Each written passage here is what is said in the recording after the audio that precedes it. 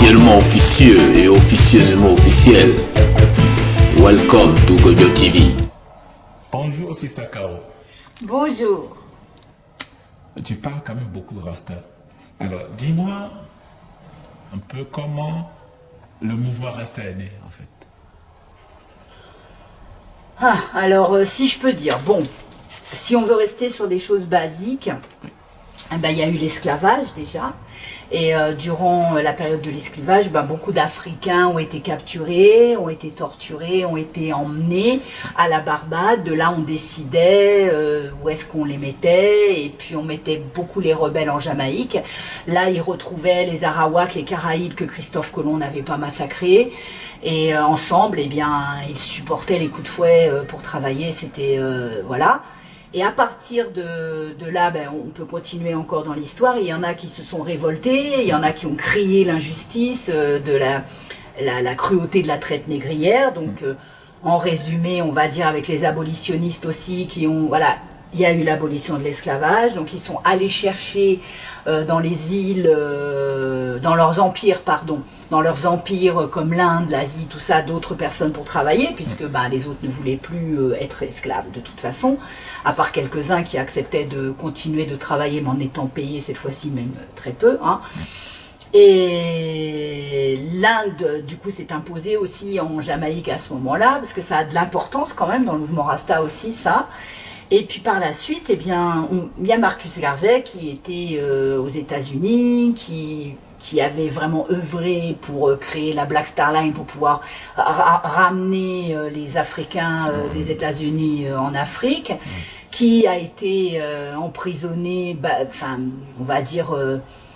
Babylon System, le capitalisme, voilà, tout ça, ils en voulaient plus, donc ils l'ont dégagé, il est reparti en Jamaïque, et là, il est dit qu'en 1927, lui et d'autres, hein, de ce que je sais, mais en tout cas, lui, on s'en souvient vraiment, il a dit, regardez vers l'Afrique, un roi noir, il sera couronné, de là viendra la délivrance.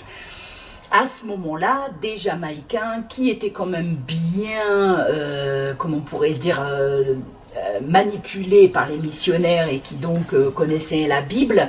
Dans la Bible, dans Apocalypse, qui veut dire la grande révélation, et non pas la fin du monde, hein, ça veut dire la grande révélation, Apocalypse, il y avait écrit le roi des rois, seigneur des seigneurs, lion conquérant de la tribu de Juda, bon, je résume, hein, ouvrira les 7 sceaux. D'accord, et il apportera la délivrance. Et il s'est trouvé que quand ils ont lu les journaux et quand Marcus Garvey a parlé, ils ont su que celui qui allait être couronné après en 1930, celui qui a été couronné Haïlé Sélassié, avait le droit, de par sa descendance, de s'appeler roi des rois, seigneur des seigneurs, lion conquérant de la tribu de Juda, et les autres adjectifs aussi, bon, je dis pas tout, mais... Et ils ont dit, mais c'est lui.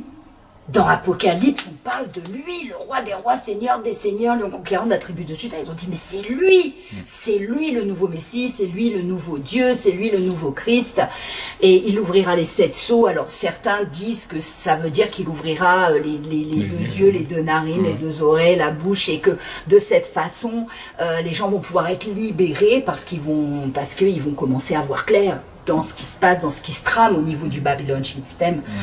Et à partir de là, Haïlé Sélassié, bon, il y a plein d'histoires avec Howell aussi qui a voyagé, mais je dirais, Haïlé Sélassié a entendu parler d'une manière ou d'une autre par Mortimer Plano, voilà, que il y avait ces personnes qui étaient là et qui le vénéraient comme un dieu. Et donc il a fait le voyage, il est venu jusqu'en Jamaïque. Et là, sur le tarmac, il y avait tous les Rastas de Jamaïque, mais des autres îles aussi, habillés de vert, de jaune, de rouge, qui jouaient le Nyabingi, qui est un rythme, alors ça c'est encore autre chose, hein, mais qui est un rythme qui vient du bourreau du Kumina.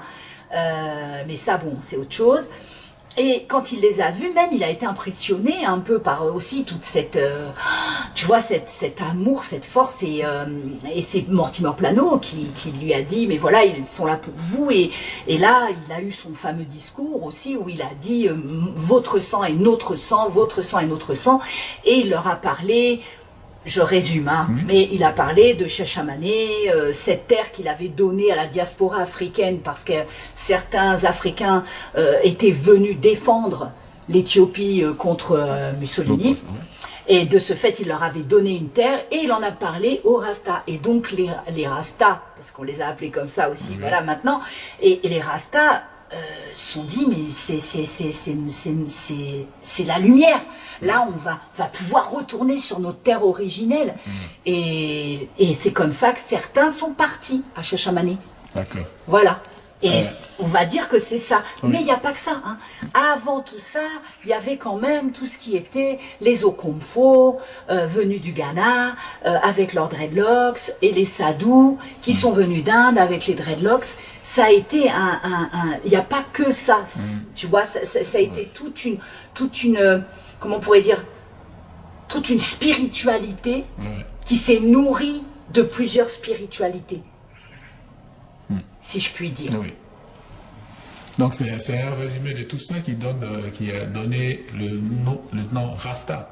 Parce que c'est Rastafari. Quand on rentre dans leur histoire un peu, Rastafari, c'est le nom de Haïlé. Haïlé Sélassié, oui. Ouais. Et donc, on va dire, tout ce qu'il y avait autour, il n'y avait pas de nom, il n'y avait pas de guide en fait. Puisque c'était plusieurs spiritualités, donc ils sont tous réunis autour de Haïlé maintenant, qui est devenu le chef spirituel. Toi, en tant que... ça c'est personnel, parce que quand on sait l'histoire qu'il y a eu entre l'Éthiopie et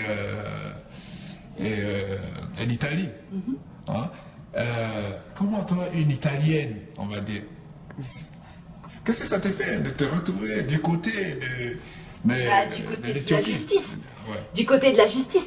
Moi, il faut savoir quand même que ma grand-mère, italienne, un jour, comme ça, j'avais un ami qui était là, antillais, Rémi, il était là, puis on discutait, puis on parlait de Sélassié, et tout d'un coup, ma grand-mère a dit, ah oui, moi je l'aime bien, Haïlé Sélassié. Là, nous, on la regarde, genre, mais comment elle connaît Haïlé Sélassié? Tu vois, qu'est-ce que c'est que cette histoire? Et là, elle me dit, ah oui, lui, il a repoussé Mussolini. Mais faut pas oublier que tous les Italiens n'étaient pas pour Mussolini. Hein. Et moi, dans ma famille, ils n'étaient pas pour Mussolini. C'était un dictateur. Moi, ma grand-mère, elle a été traumatisée par les chemises noires de Mussolini. Elle n'en parlait jamais. Elle disait toujours les chemises noires. Donc, Haïlé Sélassié, pour elle, était celui qui avait repoussé Mussolini. Donc, elle avait un autre combat. Donc c'est important aussi de comprendre tout ça. C'est que l'injustice n'est pas acceptée par tout un peuple. Ça, c'est clair. Voilà. Voilà pourquoi j'ai pas de problème à aimer Haïlé Sélassié, au contraire. Ok. Bon, là c'est un combat social, on va dire, et tout. Comment ça se présente? Tu peux me dire si c'est un mouvement social ou bien c'est religieux? Pour moi, ce n'est pas religieux, c'est spirituel. Voilà. Après, dans cette spiritualité, il y en a qui aiment être religieux. Et il y en a qui aiment être mystiques.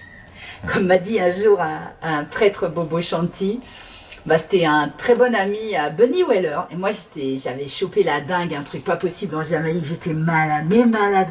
Et là, il y a Bunny Weller, tu vois, et moi, je suis malade. Tu vois un peu le problème, quoi. J'aurais aimé pouvoir être en pleine forme, quoi, pour parler avec lui. Mais j'étais la fièvre, tout. Et ils l'ont vu. Et d'ailleurs, Bunny Weller m'a fait parvenir une branche avec plein de ganja dessus, tu vois, pour des têtes, pour que je puisse me remettre et que je me fasse des tisanes. Et du coup, je suis allée le voir quand même, je me suis assise un peu avec lui. Il y avait un prêtre Bobo Chanty, tu vois. Et là, moi, je lui dis, mais je comprends pas. Je lui dis, tu sais, quand je suis allée au Ghana et que j'ai vu les Ashanti et que j'ai parlé avec les Détis, ils m'ont dit, mais pourquoi ils croient en un livre qui leur a été apporté par ceux-là même qui les a massacrés? Et là, il m'a dit, je comprends. Il m'a dit, je comprends. Et il m'a dit, you know, les religieux, ils sont toujours en train de fight. Mais les mystiques, ils sont toujours d'accord. Et en fin de compte, je pense que dans ce mouvement Rasta, il peut y avoir des religieux, il y a des mystiques, il y a des agnostiques, il y a des bouddhistes, il y a des musulmans. La seule chose pour moi qui rassemble, c'est le fait de suivre les enseignements de Sa Majesté. Et Sa Majesté nous dit de nous aimer les uns les autres et de nous unir, de nous centraliser, de nous organiser pour combattre le mal.